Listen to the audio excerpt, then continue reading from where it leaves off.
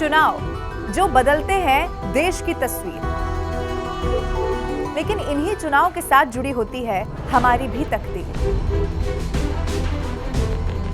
सरकार का विजन ये तय करता है कि भविष्य कितना सुनहरा होगा, लेकिन आपके और मेरे शहर के छोटे बड़े मुद्दे तय करते हैं चुनाव की रूपरेखा। और इसीलिए अब लोकसभा 2024 के चुनावी नतीजों तक मैं आपको राजनीति की एक बहुत दिलचस्प यात्रा पर लेकर चल रही हूँ। और हाँ, इस यात्रा के लिए आपको कोई बस, ट्रेन और फ्लाइट की जरूरत नहीं होगी। आपको सिर्फ करना क्या है, आपको न्यूज़ 18 इंडिया पर मेरे साथ देखना है बात चुनाव की। ये इंडिया का मैप इस वक्त मैं आपको दिखा रही हूँ। ये मैप आप देखिए। अब ये अलग अलग राज्य जो आपको दिख रहे हैं ना, इन्हीं की 543 सीटें तय करने वाली हैं कि कौन होगा भारत का प्रधानमंत्री।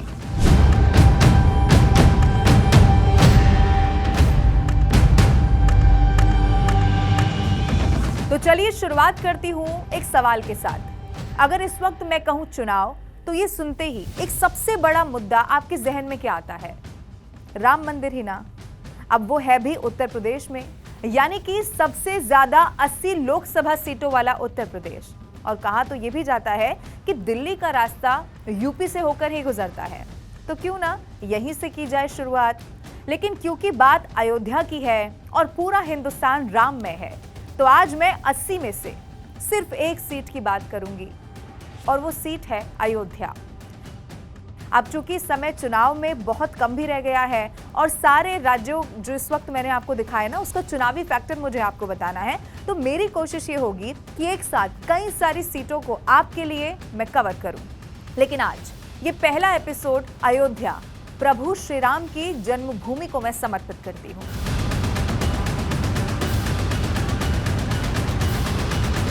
भारतीय जनता पार्टी, जिसमें सबसे बड़ा चेहरा है मौजूदा प्रधानमंत्री नरेंद्र मोदी, जिनकी केंद्र में भी सरकार है और राज्य में भी है।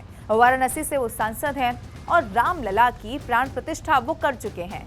ये सच है कि राम मंदिर के राजनीतिक फैक्टर के आगे अब विपक्ष के जो तमाम मुद्दे हैं वो बौने होते हैं।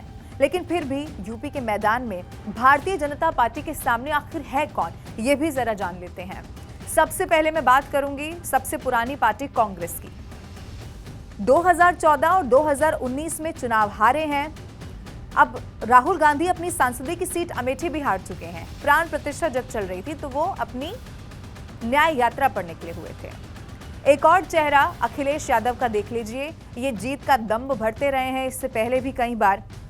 इनके बारे में मैं आपको, यानी कि समाजवादी पार्टी के बारे में बताती हूँ। MY समीकरण पर चुनाव हमेशा ये लड़ते रहे हैं। समाजवादी पार्टी के राष्ट्रीय अध्यक्ष हैं। 2017 भी याद करिए, जब अपनी सत्ता योगी आदित्यनाथ के हाथ से वो हार चुके हैं। निमंत्रण इनको भी मिला था प्राण प्रतिष्ठा का, लेकिन उसके बाद भी नहीं पहुंचे। कह दिया कि आऊंगा लेकिन बाद में। अब एक और चेहरा है यूपी की राजनीति में, मायावती का। मायावती के बारे में, यानी कि बसपा के बारे में बताती हूँ। दलित वोट बैंक का ये बड़ा चेहरा है, विपक्षी है लेकिन इंडी गठबंधन से दूर है। और राम मंदिर पर कोई भी बयान मायावती की तरफ से नहीं दिया गया है।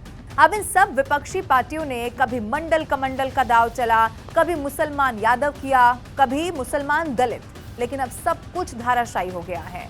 अब ढोल नगाड़े लेकर एकता का बखान करने वाले इंडी गठबंधन के पास उत्तर प्रदेश में राम मंदिर पर राजनीति करने के अलावा अब कुछ भी बचता हुआ दिखाई नहीं देता।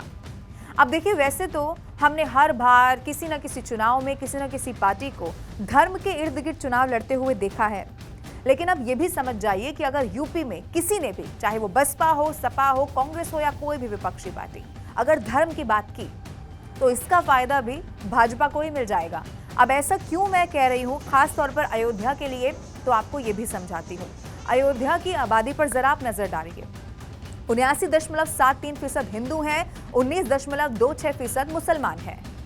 अब यह भी तय है कि अगर इस वक्त जाति को किनारा करते हुए हिंदुओं ने राम मंदिर से प्रसन्न होकर एकजुट होने का फैसला ले ले, चाहे जाति कोई भी हो, तो विपक्ष का खेल बिगड़ना तय मानिए। और हिंदू ही मैं क्यों कहूं, जिन मुसलमानों के नाम पर कई लोगों ने बरगलाया, जबरदस्त राजनीति की, अब उन मुसलमानों को भी तो जरा आप देख लीजिए।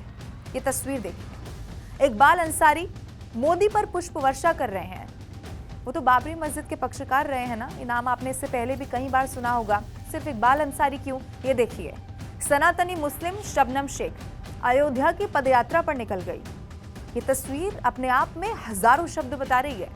हाथरस में भी देखिए, बाइक रैली निकाली जाती है और फूल कौन बरसा रहा है? मुसलमान।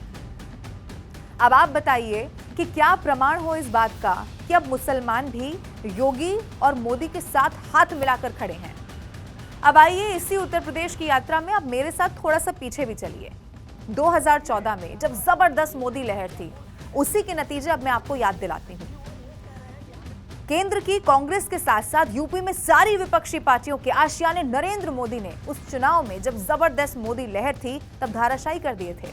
2014 लोकसभा चुनाव के नतीजों पर नजर डालिए, जहां यूपी में 80 में से 71 सीटें अकेले भारतीय जनता पार्टी ने जीती। समाजवादी पार्टी 5 और कांग्रेस 2। बसपा का आप देखिए, इतनी बड़ी पार्टी खाता भी नहीं खुल सका। अब फिर 2017 का समय आया जब मोदी और योगी की जोड़ी बहुत सुपरहिट हुई और नतीजा डबल इंजन की सरकार बन गई। 14 के बाद 2019 के भी आंकड़े मैं आपको दिखा देती हूँ। 2019 के चुनावी नतीजे उस वक्त क्या आए थे, ये भी आप देखिए। तो वो वक्त था जब बुआ बबुआ साथ में आ गए थे।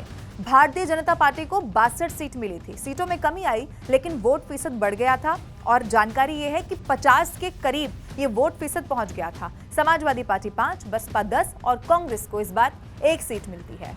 लेकिन अब बारी है 2024 की। अब विपक्ष चाहे ये कहता रहे कि भाजपा श्री राम पर राजनीति कर रही है, लेकिन सच्चाई ये है कि प्रधानमंत्री नरेंद्र मोदी अब राम पथ पर चल पड़े हैं और बिल्कुल एक राम भक्त की ही तरह। फिर चाहे वो प्राण प्रतिष्ठा हो या फिर दक्षिण भारत में अनुष्ठान के दौरान रामायण कांड से जुड़े मंदिर में दर्शन पूजन करना हो, वो तस्वीर पूरे हिंदुस्तान ने देख ली है। राम पथ के सहारे क्या विजय रथ ये आगे बढ़ता रहेगा, ये तय जरूर नतीजों के साथ हो जाएगा। और इन्हीं चुनावी नतीजों तक आपसे किए वादे के मुताबिक आपके लिए मैं लेकर आऊंगी लोकसभा की पूरी गणित। आप जानते हैं ना किसमें? बात चुनाव की। जी हाँ, thank you so much. See you again.